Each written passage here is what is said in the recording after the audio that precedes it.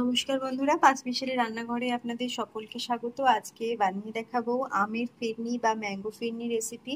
এখন আমের সিজন, তাই আম দিয়ে এই রেসিপিটা আপনারাও ট্রাই করতে পারেন। আজকের এই রেসিপিটা দেখে ভালো লাগলে অবশ্যই লাইক শেয়ার করবেন আর কমেন্ট করে জানাতে ভুলবেন না আপনাদের কেমন লাগলো।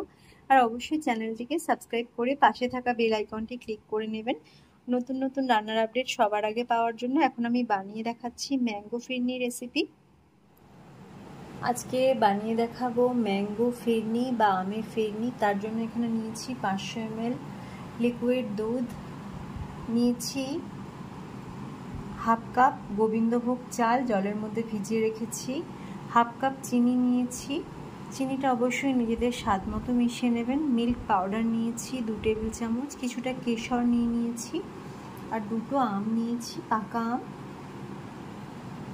চালটাকে মিক্সির মধ্যে দিয়ে মিক্সিটা একটু ঘুরিয়ে নিতে হবে, পুরো মিহি করে বাটবো না, একটু চালটা সামান্য গোটা গোটা থাকবে সেরকমভাবে বেটে নিতে হবে।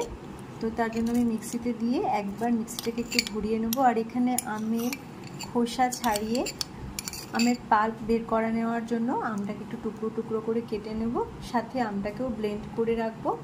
প্রথমে এই দুটো কাজ আমি করে নিচ্ছি। চালটাকে ব্লেন্ড করে নিয়েছি আর আমটাও ব্লেন্ড করে নিয়েছি। চালটা এরকমভাবে খুব মিহি করে বেটে নিইনি, পেস্টটা করে নিইনি। আর এখানে আমের পাল্প বার করে নিয়েছি। এখন প্রথমেই কড়াইয়ের মধ্যে দুধটা দিয়ে একটু গরম হতে দিতে হবে। পুরো দুধটা আমি ঢেলে দিচ্ছি। দুধটা গরম হয়ে গেছে, এবার এর মধ্যে মিল্ক পাউডারটা দিয়ে মিশিয়ে নিচ্ছি একটু নেড়ে চেড়ে। অল্প গরম হলেই দুধটাকে দিয়ে মিশিয়ে নিতে হবে যাতে খুব ভালোভাবে মিশে যায়। বেশি গরম হয়ে গেলে দিলে এটা দানা দানা মতো হয়ে যাবে। তো এখন আমি গুলে নিয়েছি, এবার একটু নেড়ে চেড়ে ভাবে ফুটতে দিচ্ছি।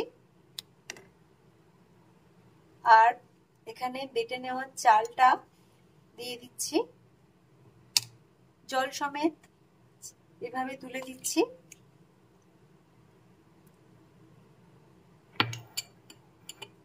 এখন একটু নেড়ে চেড়ে ফুটতে দিতে হবে।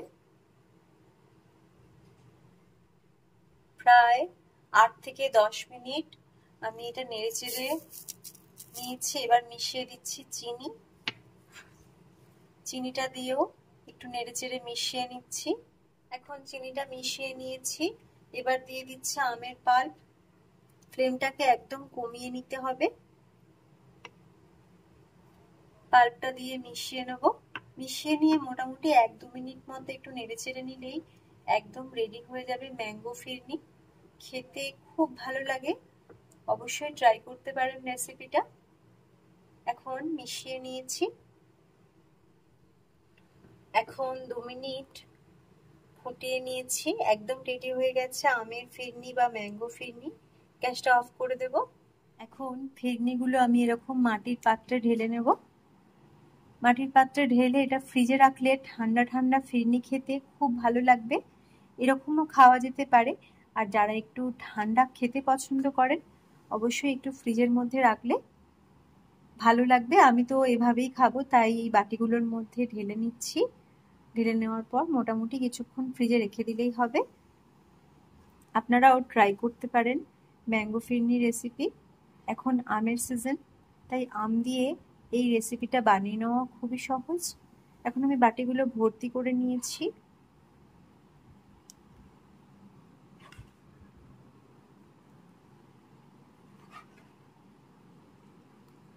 উপর থেকে একটু কেশর ছড়িয়ে দেব।